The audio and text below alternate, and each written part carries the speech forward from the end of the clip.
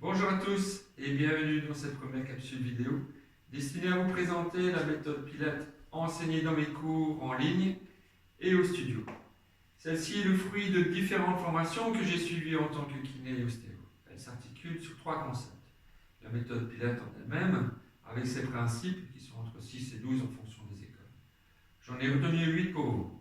La concentration, le contrôle, la précision, la fluidité, la coordination, l'autograndissement, le travail du centre avec les abdominaux profonds et la respiration. Ce qui m'amène au deuxième concept de ma méthode. En général, le Pilates classique enseigne une respiration qui est latérale, qui met l'accent sur l'expansion latérale de la cage thoracique, nécessitant l'engagement des muscles profonds de l'abdomen, aussi bien sur l'inspiration que sur l'expiration. Pour ma part, et comme de plus en plus de mes collègues professeurs de Pilates, j'ai opté pour la respiration du docteur de Gasquier. Et ce pour plusieurs raisons que je vais tenter de vous expliquer brièvement. Pour cela, quelques notions d'anatomie vont nous aider. En effet, le docteur de Gasquier prône une respiration abdominale avec un accent particulier sur l'expiration. Pourquoi ?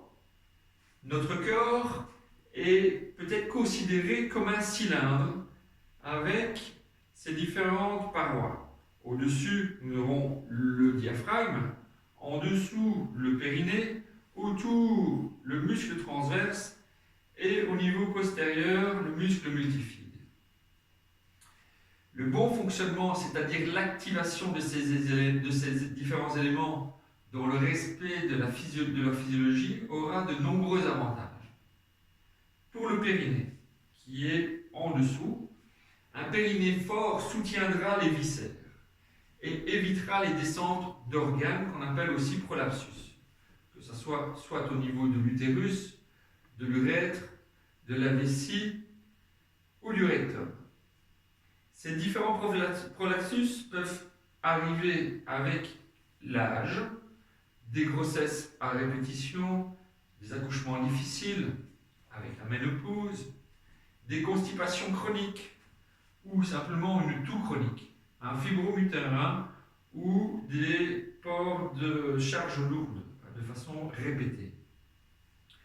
Pour le transverse, un transverse fort fera donc la partie qui est autour de ce cylindre, un transverse fort fera en fait le lien entre le dessous et le dessus. Il soutiendra la cage thoracique et il aura office d'amortisseur naturel pour les chocs. Il favorisera aussi la miction et la défécation.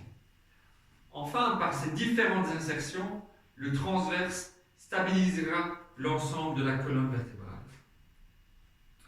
Le multifide, qui est dans la partie postérieure de notre cylindre, est également stabilisateur de la colonne vertébrale et participe à l'autograndissement, cher à notre ami docteur de Gasquier, ainsi que dans le principe de Pilates. La concontraction du transverse et du multifide est un facteur important dans la stabilisation achillienne. Enfin, le diaphragme, qui est au-dessus, c'est le muscle principal de la respiration. Son bon fonctionnement est vital à plusieurs égards. D'abord, sa position centrale et son rôle dans la respiration. Ensuite, ses rapports anatomiques, que ce soit au niveau des côtes, de la colonne vertébrale ou des viscères. Quand on parle de viscères, on pense évidemment au foie, à l'œsophage, l'estomac, le cœur et les poumons. Ils ont aussi des rapports avec les vaisseaux, parce que les vaisseaux principaux qui passent à travers ce diaphragme sont la veine cave et l'aorte abdominale. N'oublions pas les rapports nerveux avec le nerf vague. Vous l'aurez compris, le bon fonctionnement de ces 4 éléments participe à votre bonne santé. Je vous remercie de votre attention.